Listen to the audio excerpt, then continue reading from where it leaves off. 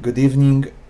We are learning Hebrew, biblical Hebrew, from the first Hebrew primer, and we are in chapter 4, page 25, Nouns and Verbs. And today we're going to learn the masculine form of Hebrew nouns and verbs. Unlike English, Hebrew language has nouns that are masculine in nature and feminine in nature. And unlike English, from the verb you can know if you're talking about a female or a male.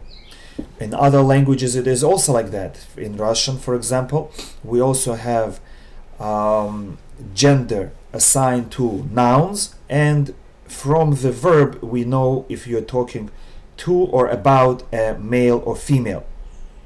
Before we start the chapter, we have a review of everything we have learned so far, and we read words that are on page 25. Now, line 1, Avraham, Aharon, David, Yosef, Leah, Moshe, Yitzhak. Line 2, Yisrael, Moav, Mitzrayim, Paro, Ruth, Naomi, Sarah. Shalom. Line 3, Shalom, Bayit, Ben, Ish, Davar, Hu, Zachar, Na'ar. Line 4, Malach, Melech, Bat, Amad, Shama, Shamar, Behema, Na'ara.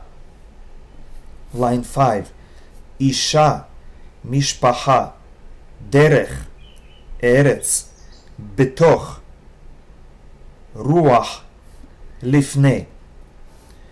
Line 6, Lechem, Tzon, Givu Lecha, Gevu Lecha, Amadu,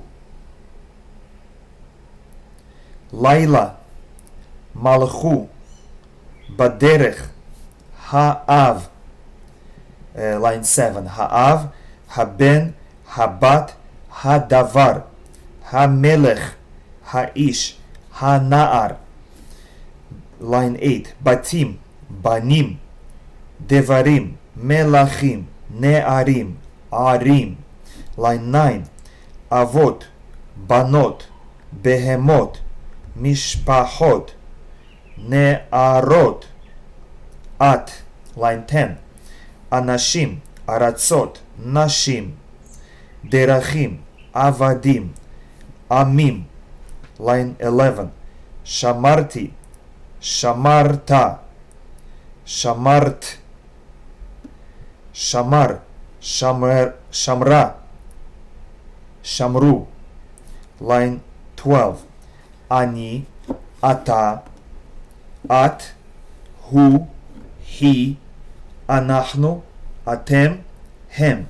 Line 13, Ha'achim, Mimitzrayim, Shameu, Ma, She'arim, Hasha'ar, Adon. Now line 14, Adon, Adonim, Yad, Yadaim, Rosh, Rashim, Shem. Line 15, Shemot, Ohel, Ohalim, Kohen, Kohanim, Keli, Kelim, Ko. Line 17, Ko, Zahav, Dam, Damim, Kesef, Olam, Etz, Etzim. Line 18, Matzu, Katavnu, Petuchot, Karata, Zachra, Shama. This finishes the oral review. everyone should say all these words for themselves. Now we go to page 26. And here, from now on, we will have vocabulary at the beginning of each chapter. These are frequent words and they should be memorized. Starting from top right, Avraham, Abraham, Ish, man, Bayit, house, Ben, son, Davar, thing or word, David, David, who, he, or it can also refer to an object, and then in English we'll say it. It can be masculine, who, and it can also be feminine. We'll learn about it in the next chapter. Next column, Zachar, remembered, Malach. So on the right side, the right column, we have all the nouns and pronouns, and on the left side we also have some verbs introduced. The first verb, Zachar, he remembered, Malach, he ruled or he reigned, and from the word, the two words are similar, Malach and Melech. Malach means he ruled, Melech means a king. Na'ar, young man. Amad, he stood. Shama, he heard or he listened. And Shamar, he guarded and kept. So majority of Hebrew words have accent on the last syllable, and when it is not so, when it is an exception, then it is marked by that arrow going towards the left over the letter that is accented. So for example, words bayit, there's an accent over, there's an arrow over ba, so it's bayit, not bayit. And on the left column, melech, not melech, melech. This is a popular mistake when we say in Shacharit, Hashem melech, Hashem malach. Often people say Hashem melech, and that is wrong. The proper way to say is Hashem melech, Hashem malach. And one more example, na'ar. It's not na'ar, but rather na'ar. Okay. Now, simplest Hebrew sentence. It's a sentence is a group of words that express a complete thought. For example, David Zachar, David remembered. Hu Amad, he stood. Ish Shama, a man heard. Melech Malach, a king ruled. Avraham Shamar, Abraham guarded. Now there's a difference between English language and Hebrew. In English, the verb normally follows the subject. David remembered. He stood. It has to be like this. You cannot say remembered David. Stood he. That would be improper. Whereas in Hebrew, the verb usually precedes the subject, but it may also follow it. In Hebrew, both ways are correct. You can put the verb before and you can put the verb after. But usually it's before the noun. In English, the noun comes first. In Hebrew, usually the verb comes first, but it's okay if the noun comes first as well. For example, you can say David Zachar, David remembered, or you can say Zachar David. In English, it would be the same. David remembered. Hu Amad or Amad Hu. Both mean he stood. Now go to page 27. What is the subject of a sentence? The subject of a sentence is a noun or a pronoun that performs the action in the sentence. That's the subject of the sentence. That performs the action in the sentence, which means the noun is what does what the verb describes. A noun is a word that names a person, place, object, or idea. The nouns in the vocabulary of this chapter are Avraham, Ish, Bayit, Ben, Davar, David, Melech, Na'ar. A pronoun is a word used in place of a noun. For example, the words he, she, and it are pronouns. The vocabulary of this chapter includes the pronoun who. He, or in English, can mean either he or it, masculine it. Next is verbs. A verb is a word that describes the action of the subject in a sentence. In the sentence, David remembered, the verb is remembered. The verbs in this chapter vocabulary are Zachar, Malach, Amad, Shama, Shamar. Now, we introduce something that is called perfect tense. In English, verbs describe action in past, present, and future tenses. Now, in modern Hebrew, that's also true, but in biblical Hebrew, we differentiate only two tenses: perfect, which describes a completed action, which in English we would call past tense, it happened already, and imperfect, which describes action which is not complete. That would be present, it's still going on, it's not complete, or future, it's not complete because it didn't even start, it will be.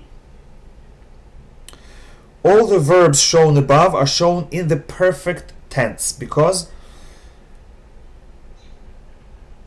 the root of a verb is described in a perfect tense, in the past tense. We say Shamar, he guarded. Amad, he stood. Because that is the simplest form. Only 3 letters, mostly. 3 letters that describe it. In other tenses, it would have more letters. For prefixes, suffixes. All the verbs shown above are shown in the perfect tense. In biblical Hebrew, the perfect tense is sometimes used to describe present completed action or even future completed action, as well as past completed actions. So normally it's past because usually what's in the past is completed, but there is such a thing as present completed and future completed. In this book, however, the perfect tense will be treated as if it were equivalent to the English past tense. To make matters simple, perfect tense means past tense. Imperfect tense can mean present or future. In English, there are many ways to describe action in the past. In Hebrew, there is only one way. And we will see an example of that. Now, what's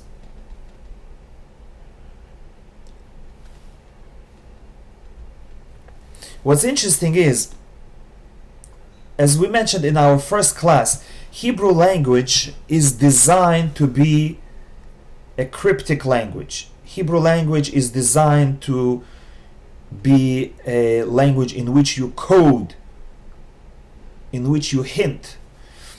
A language where one thing, one sentence can have multiple meanings.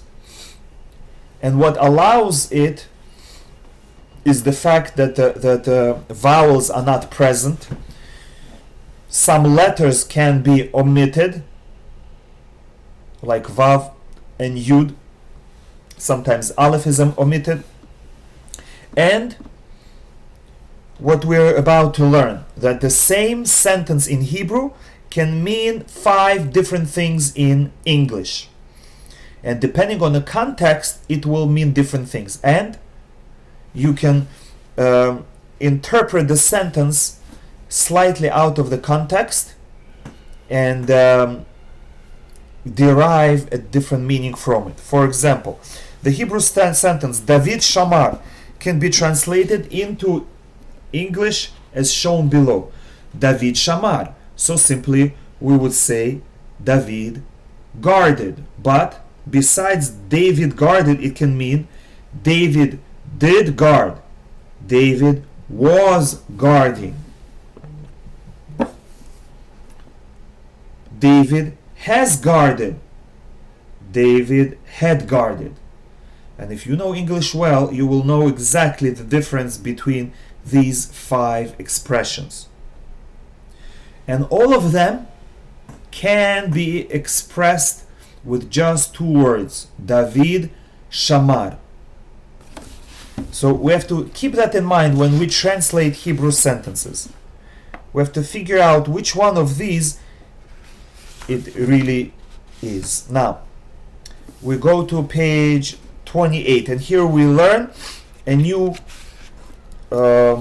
idea, and that is the definite article. In English, there is an indefinite article, a, before the word, or an, as a separate word, as in a man, or an eye. So in English, it's a separate word, and you have a definite and indefinite articles. In Hebrew, there is no indefinite article. A regular word by itself is already indefinite. You just add a definite article when necessary, and when you don't add definite article, it means it's indefinite. Therefore, the word melech can mean either king or a king, depending on the context. In both English and Hebrew, there is a definite article. However, in English, the definite article is a separate word, the. In Hebrew, the definite article is attached to a noun and cannot stand alone. It's a prefix. The definite article is the letter hey, and usually it has a vowel a, so a definite noun, for example, will start with ha, followed by dagesh in the next letter. For example, melech, and if you want to say the king, it will turn to ha-melech. And now we have examples. First, we'll read the middle column, indefinite noun, and then we add the definite article to it, and we get the definite noun on the left side. Na'ar, a young man. Ha-na'ar, the young man. Davar, a word. Ha-davar, the word. Ben, son. Ha-ben, the son. Bayit, house. Ha-bayit, the house. Now, what if the definite article precedes the 5 guttural letters? We said that after the definite article, the prefix ha, the next letter has a dagesh inside, but there is no dagesh in the guttural letters. When the definite article comes before a word that begins with one of the 5 guttural letters, aleph, hey, het, ayin, and resh, the ha sound can change to ha with the kamatz or he. So instead of just a line, you might have a line with a little vertical line underneath, or 3 dots. and there is no dagesh in the following letter. Now, let's see the examples. Ish starts with aleph, which is guttural. Man. Ha-ish. And the aleph doesn't have a dagesh, cannot have. Although in a couple places in the Torah there is a dagesh in aleph, but that's an unusual thing. And the ha here comes with a kamatz, with a little t instead of a patach, just a line. Ir starts with ayin, which is guttural, a city. Ha-ir. Arim, cities. And here, instead of ha-arim, we say he-arim, the cities. But the meaning is the same whether there is dagesh or no dagesh. Now we go to page 29. Nouns that are definite by nature. Some nouns are definite by nature. In English, we call them proper nouns. They include the names of specific people and specific places. The definite article is not usually used before a proper noun. So, the sentence Ha-ish zachar means the man remembered. But if we speak about a definite man,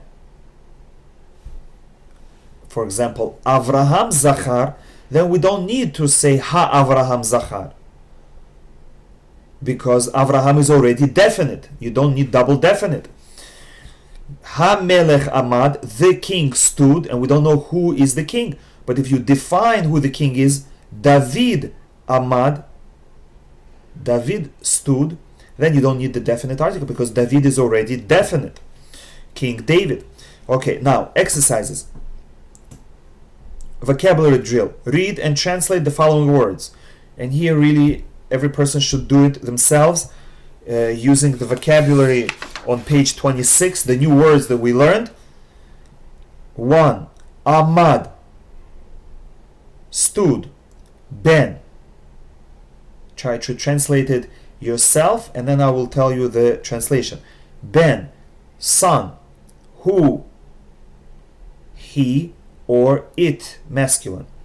Shama, he heard. Ish, man. Bayit, house. Avraham, Abraham. Melech, king. Shamar, guarded. David, David. Davar, a word or a thing. Zachar, remembered. Malach, ruled. Na'ar, a young man. Ha-na'ar, the young man. Now in exercise 2, we read and translate the following words. Number 1, Avraham Amad, Abraham stood. Shama Avraham, Abraham heard. Malach HaMelech, the king ruled. Ben Amad, a son stood. Shamar David, David guarded. Hu Malach, he ruled. Number 7, Amad Bayit, a house stood. Na'ar Zachar, a young man remembered. Shamar Ish, a man guarded. Exercise 3, read and translate the following pairs of sentences. Here it shows you that in Hebrew the noun and the verb can be interchanged. For example, number 1, Na'ar Shama. Actually, here we focus on the definite article. Na'ar Shama, Ha-Na'ar Shama. A young man heard. The young man heard. Number 2, Amad ben. Amad haben. A son stood. The son stood. Number 3, Ish shamar. Ha-ish shamar. A man guarded. The man guarded. 4, Malach melech. Malach ha-melech. A king ruled. The king ruled. 5, David zachar davar. Ha-ish zachar davar. David remembered a thing. The man remembered the thing. 6, Hu shamar bayit.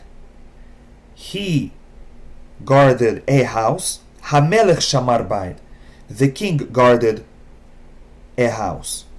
Now in exercise 4, add the definite article ha to the following words. Don't forget to add the dagesh when you add the definite article as necessary. Which means if you would be writing this, you would have to add the dagesh, and if you are saying it, you would have to put extra emphasis on that letter. Na'ar, ha na'ar. Bayit, ha bayit. Ben, ha ben. Davar, ha davar. Melech, ha melech. Now we go to page 30. Translate the following sentences into Hebrew. And here also you have to do this exercise by yourself with writing, but I will help you. You can try on your own. I'll try to do it slowly. A young man heard. Na'ar shama. Or shama na'ar. The young man heard. Ha na'ar shama. Or shama ha na'ar. Number 2, a king ruled. Melech malach. Or malach melech. The king ruled. Ha melech malach. Malach ha melech. Number 3, the son stood. Ben ha ben amad. Amad ha ben. The son remembered. Ha ben zachar. Zachar ha ben. Number 4, the man guarded. Ha ish shamar. Or shamar ha ish. Number 4, second sentence in 4, the man was guarding. In English it's different, but in Hebrew it's the same as the previous one. Ha-ish shamar, shamar ha-ish. Number 5, the young man was guarding. Ha-na'ar shamar, or shamar ha-na'ar. A young man had guarded. Na'ar shamar, shamar na'ar. Number 6, a king remembered. Melech zachar, zachar melech. The king did remember. Ha-melech zachar, zachar ha-melech. Now in exercise 6, we read and translate into English. Number 1, Avraham shama davar. Abraham heard a word. Number 2, Malach David. For those that just joined, we are on page 30, exercise 6, number 2, Malach David. David ruled. Number 3, Zachar Hana'ar Davar. The young man remembered a word. Number 4, Ben Shamar. A son remembered. Number 5, Amad HaMelech. The king stood. Number 6, Zachar Hu Bayit. He remembered a house. Shama Ha'ish Davar. The man heard a word. Number 8, Habayit amad, the house stood. Number 9, Hamelech malach, the king ruled. Now, exercise 7, translate into Hebrew. Again, this should be done by every person, and ideally you should write the sentence down. Number 1, the man stood. Ha'ish amad, or amad ha'ish. Number 2, the man guarded a house. Ha'ish shamar bait. Shamar ha'ish bait. Number 3, David heard a word. David shama davar, or shama David davar. Number 4, he ruled. Hu malach, or malach hu. Number 5, Abraham remembered a thing. Avraham zachar davar. Zachar Avraham davar. Number 6, the son heard. Haben shama, or shama haben. Number 7, a king guarded. Shamar melech. Melech shamar. Number 8, the house stood. Habayit amad, or amad habayit. Number 9, the young man remembered. Hanar zachar, or zachar hanar. Number 10, the king heard. Hamelech shama, or shama hamelech. This concludes chapter 4, and in chapter 4 again we learned masculine nouns and verbs. In the next chapter 5 we will learn feminine nouns and verbs. We will stop at this point. Thank you for joining us. All the best.